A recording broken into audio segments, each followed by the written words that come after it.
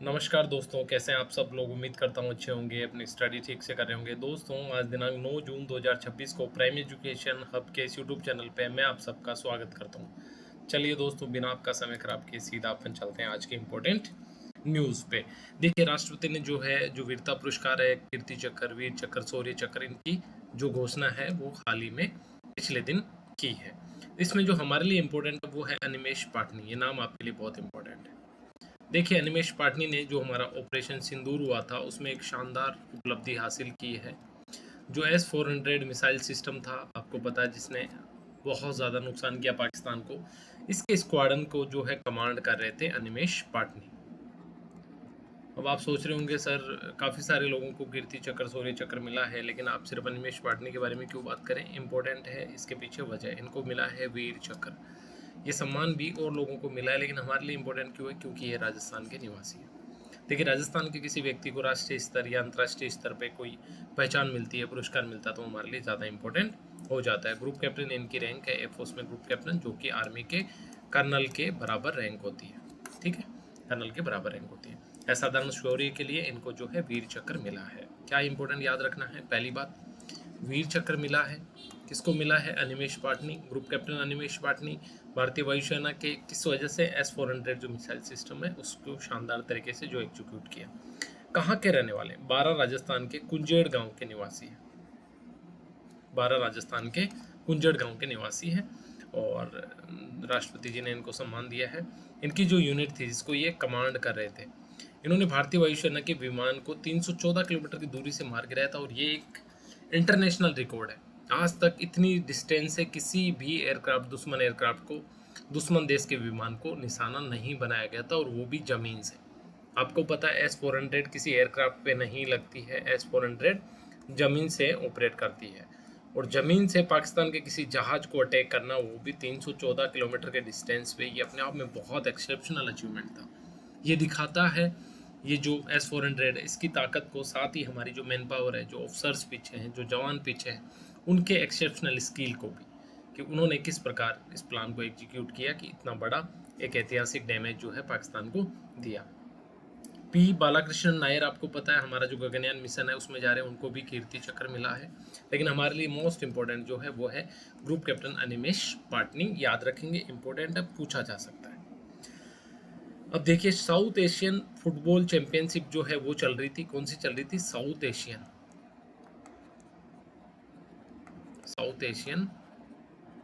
Football championship. ठीक है, इसमें जो भारतीय टीम है 7 साल के बाद खिताब जीता। किसने? भारतीय महिला फुटबॉल टीम ने। और शानदार इनकी उपलब्धि रही है। 3-1 से हराया है किसको? बांग्लादेश, जो कि पिछले साल का चैंपियन था। टोटल 18 गोल किए, अपने चारों के चारों मैच जीते। इंपॉर्टेंट बात है कि भारतीय महिला फुटबॉल टीम ने 7 साल बाद साउथ एशियन जो फुटबॉल चैंपियनशिप है वो जीत ली है। इंपॉर्टेंट है, याद रखना है। अब एक X-59 जो है न्यूज़ में है। क्या है? बेसिकली एक एयरक्राफ्ट है दोस्तों। एयरक्राफ्ट क्या होता है? लड़ाकू जहाज। किसने बनाया? नासा ने बनाया। नासा, आपको पता है, अंतरिक्ष एजेंसी है किसकी? अमेरिका की, यूएसए की। ठीक है, और यूएसए की इस अंतरिक्ष एजेंसी ने X-59 जो है दुनिया का सबसे तेज गति से चलने वाला जो जहाज है वो बना दिया। अब आपके लिए ये इंपॉर्टेंट नहीं है। 1489 किलोमीटर, ध्वनि की गति से भी 264 किलोमीटर प्रति घंटा ज़्यादा है। ये तमाम बातें आपके लिए इंपॉर्टेंट नहीं। आपको इतना याद रखना है कि X-59 क्या है। बेसिकली एक एयरक्राफ्ट है जो दुनिया का सबसे तेज गति से उड़ने वाला एयरक्राफ्ट है, जिसको बनाया किसने है? यूएसए की स्पेस एजेंसी नासा ने बनाया। दैट्स इट, इतना आपको याद रखना है। अब देखिए, हॉकी का एशिया कप भी चल रहा था, और इसमें भारत की अंडर-18 जो हॉकी टीम है उसने भी खिताब जो है जीत लिया है। किसको हरा के? जापान को हरा के। कहाँ पे हुआ था? जापान के काकी मिगाहारा जो जगह है वहाँ पे फाइनल मैच हुआ था, और अंडर-18 पुरुष हॉकी टीम ने जापान को 4-1 से हरा के एशिया कप 2026 जो अंडर-18 का है वो जीत लिया है। टूर्नामेंट के इतिहास की ये तीसरी ट्रॉफी है जो भारत ने याद नाम करी है, और भारत इसमें सबसे ज़्यादा सफल रही है। यानी कि भारत के बराबर 3 बार ट्रॉफी जीतने वाला कोई और एशियन देश इसमें नहीं है, और जापान को शानदार शिकस्त जो है इस मैच में इंडिया ने दी है अंडर-18 हॉकी में। राइट, चलिए, क्या लगता है इससे ये लगता है कि हॉकी का जो आने वाला फ्यूचर है इंडिया का वो अच्छा दिखने जा रहा है। अब आगे चलते हैं। विश्व योगासन, आपको पता है, पहली बार हो रहा है, प्रथम आयोजन हो रहा है 2026 में। कहाँ हो रहा है? अहमदाबाद। कल हमने पढ़ा था कि 50 मेडल जो है भारत ने जीते हैं, उसमें 40 गोल्ड है और ये सर्वाधिक है, यानी कि टॉप 45 पे भारत।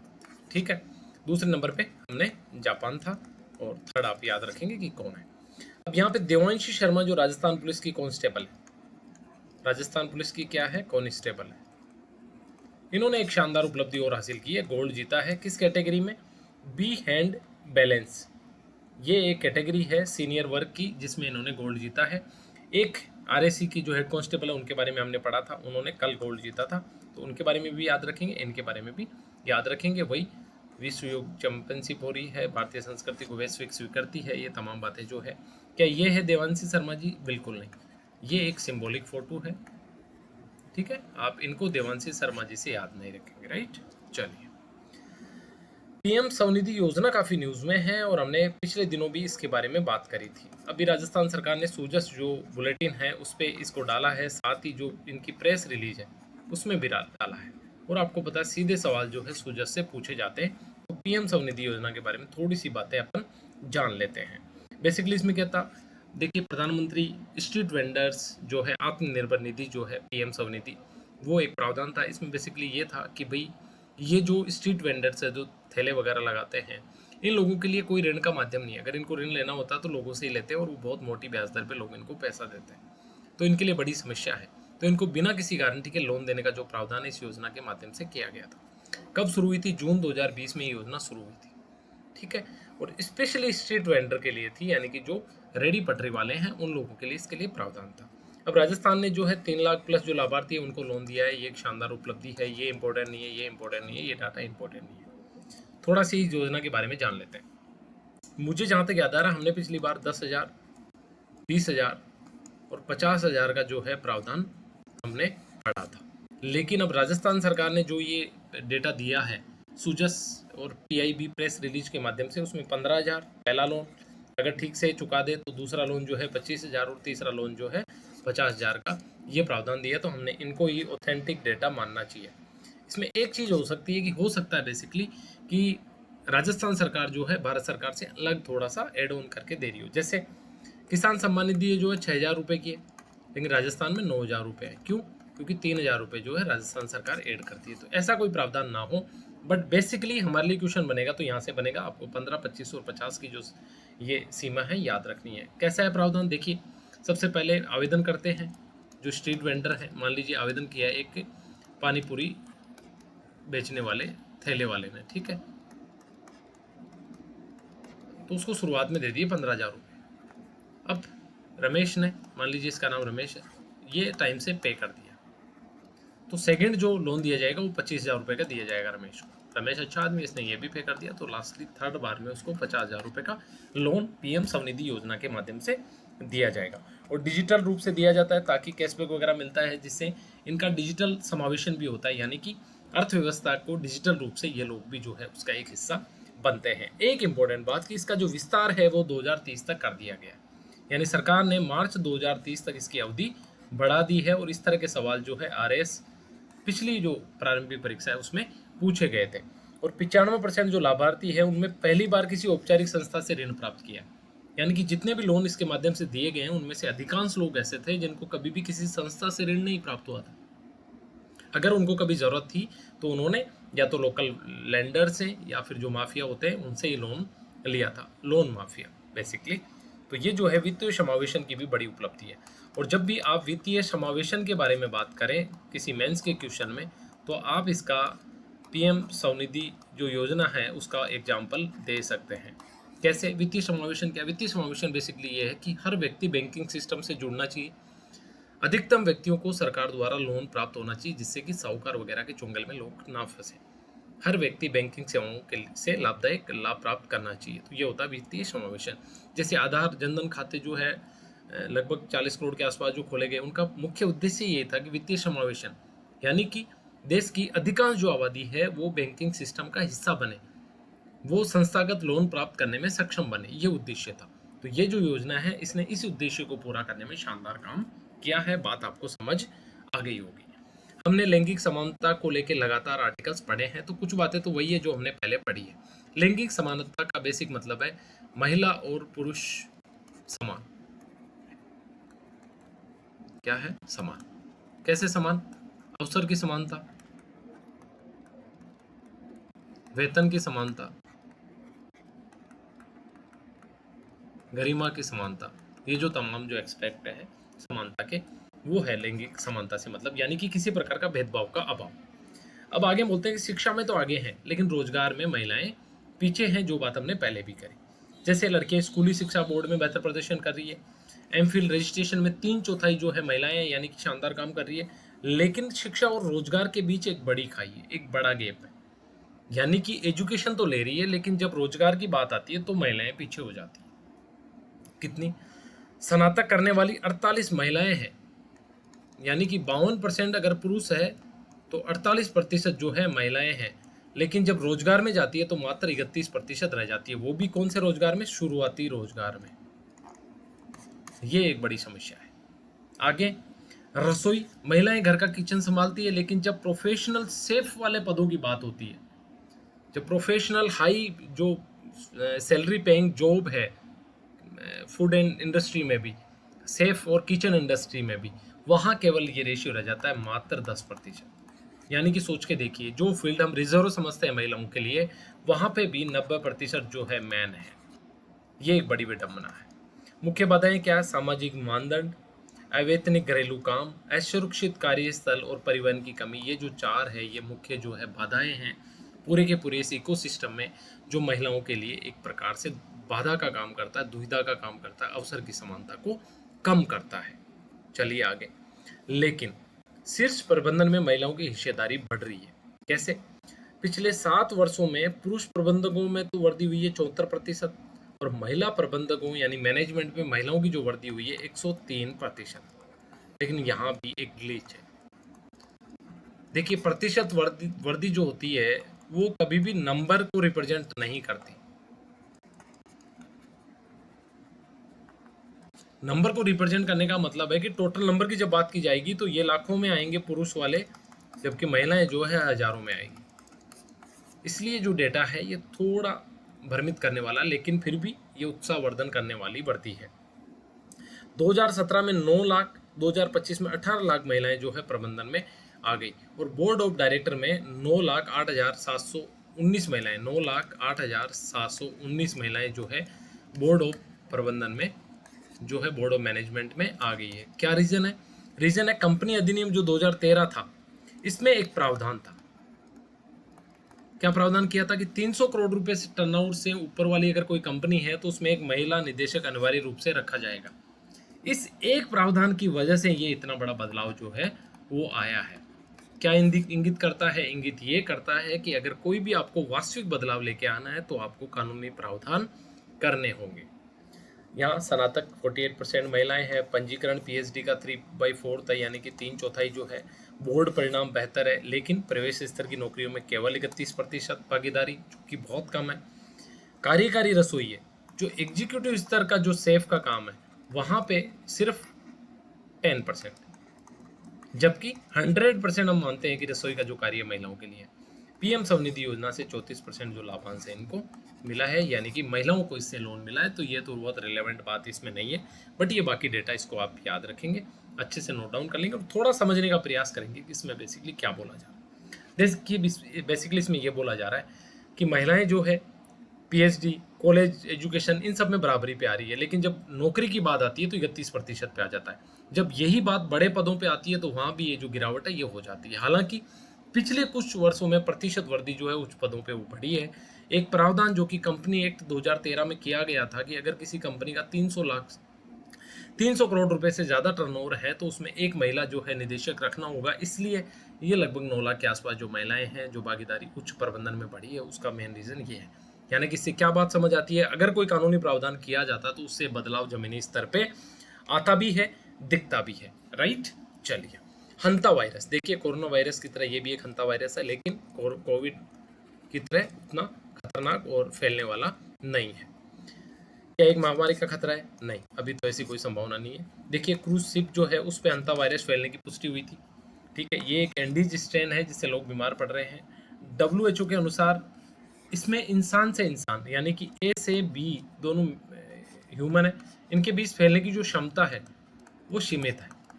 यानी कि कोविड वायरस जिस तरह से बहुत ज़्यादा एक दूसरे व्यक्ति से फैल रहा था, इसके फैलने की क्षमता जो है वो सीमित है। सबसे पहली चीज़ तो ये हो गई, लेकिन ये जानलेवा ज़्यादा है। यानी कि कोविड मान लीजिए 100 में से 2% उसकी डेथ रेशियो था, तो इसका लगभग 50% से ऊपर डेथ रेशियो हो सकता है। फैलता कम है, लेकिन जो है हाँ, उसमें मरने की संभावना जो है ज़्यादा है इसमें, ठीक है। तो इसमें इस तरह से इसको समझे, क्योंकि जानलेवा ज़्यादा है। प्रसार कैसे होता है, देखिए चूहों का जो मलमूत्र है, लार है, इसके संपर्क से ये फैलता है। अधिकतर जो स्ट्रेन है वो इस इंसान से इंसान में नहीं फैलते हैं, कुछ एक स्ट्रेन को छोड़ के। यानी आपको स्टेटमेंट आए कि क्या हंता वायरस एक इंसान से दूसरे इंसान में बिल्कुल नहीं फैलता, तो आपका स्टेटमेंट गलत हो जाए, क्योंकि कुछ एक वायरस ऐसे हैं जो फैलते हैं, लेकिन बहुत कम स्केल पे। वहीं एक स्टेटमेंट आ जाए कि हंता वायरस कोविड-19 की तरह एक इंसान से दूसरे इंसान से बहुत ज़्यादा फैलता है, तो वो भी आपका स्टेटमेंट गलत हो जाएगा, क्योंकि इसमें इंसान से इंसान में फैलने की जो क्षमता है वो सीमित है, लेकिन जानलेवा ज़्यादा है।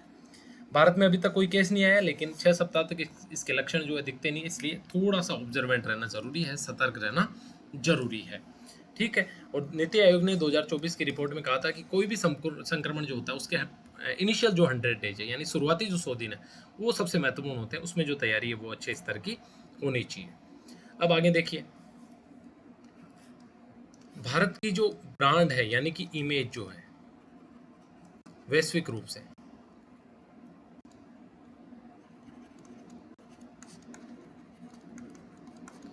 उसके समक्ष दो खतरे कौन से हैं जो प्रभावित करते हैं किसको, निवेश को और पर्यटन को।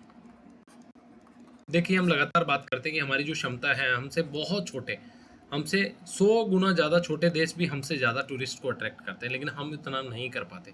जबकि पर्यटन जो है अर्थव्यवस्था के लिए सबसे शानदार सेक्टर है। रही बात निवेश जो है, लगातार भारत से बाहर जा रहा है, भारत में निवेश नहीं बढ़ रहा है। इन दोनों चीज़ों के पीछे रीज़न क्या है?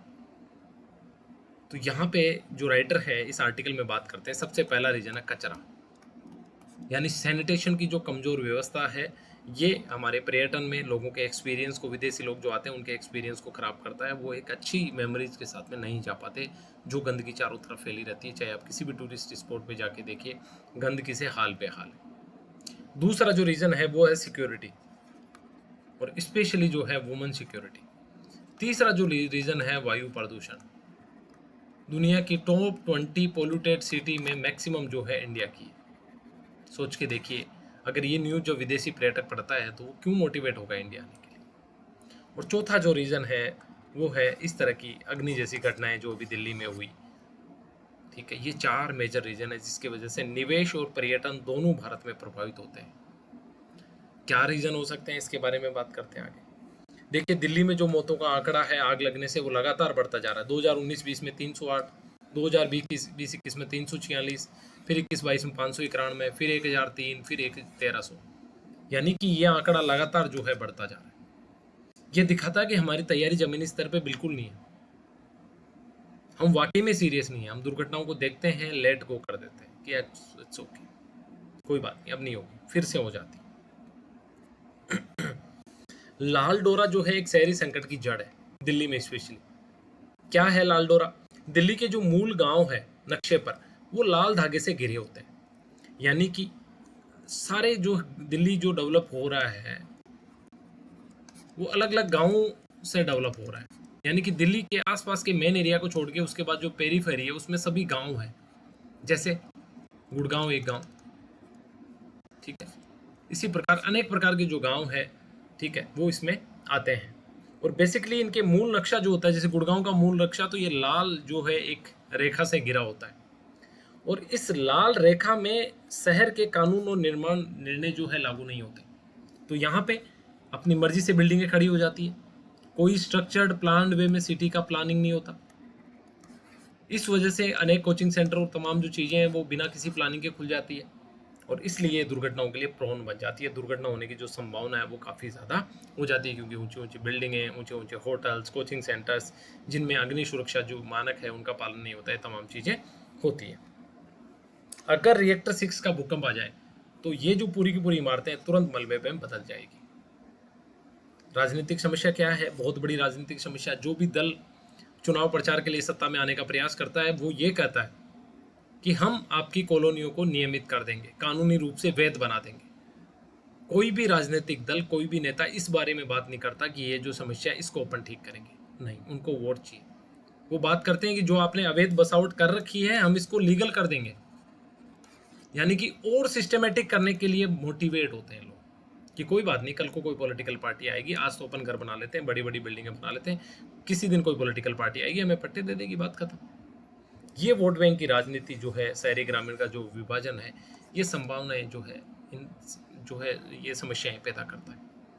आज हमारी लगभग 35% जो आबादी है वो शहरों में निवास करती है और 2030 तक ये आंकड़ा बढ़ के 40% हो जाएगा। सोच के देखिए, लेकिन हमारे शहर जो है हाँफ रहे हैं, इनको स्वच्छ सांस मिलना भी मुश्किल हो रहा है। दिल्ली में एक व्यक्ति 30 से 40 सिगरेट पीने जितना पोल्यूशन अपने अंदर ले लेता है। इन तमाम समस्याओं का समाधान कैसे होगा, सोचनीय बात है। शहरीकरण हमारा भी RS मेंस का मुख्य परीक्षा सिलेबस में है। हमें इन सब बातों पे सोचना है, थोड़ी सी अपनी कमांड जो है धीरे धीरे मजबूत करनी है। आज हमने वीर चक्र के बारे में बात करी, जो अनिमेश पाटनी 12 राजस्थान से हैं, उनको मिला ऑपरेशन सिंदूर में शानदार उपलब्धि के बदले। महिला फुटबॉल ने साउथ एशियन चैंपियनशिप में 7 साल बाद खिताब अपने नाम कर लिया। नासा X-59 जो है एक एयरक्राफ्ट है जो कि दुनिया का सबसे तेज गति से उड़ने वाला एयरक्राफ्ट है। अंडर 18 हॉकी में एशिया कप में भारत का दबदबा और भारत सबसे सफल टीम। PM स्वनिधि में शानदार अचीवमेंट राजस्थान का भी, और हंता वायरस के बारे में हमने बात करी। तो ये थी हमारी आज की डिस्कशन। उम्मीद करता हूँ आपके लिए डिस्कशन फायदेमंद रही और फायदेमंद होने से ज़्यादा आपको समझ भी आई। ठीक है, चलिए अपना ख्याल रखिए और अच्छे से पढ़ते रहिए। जय हिंद।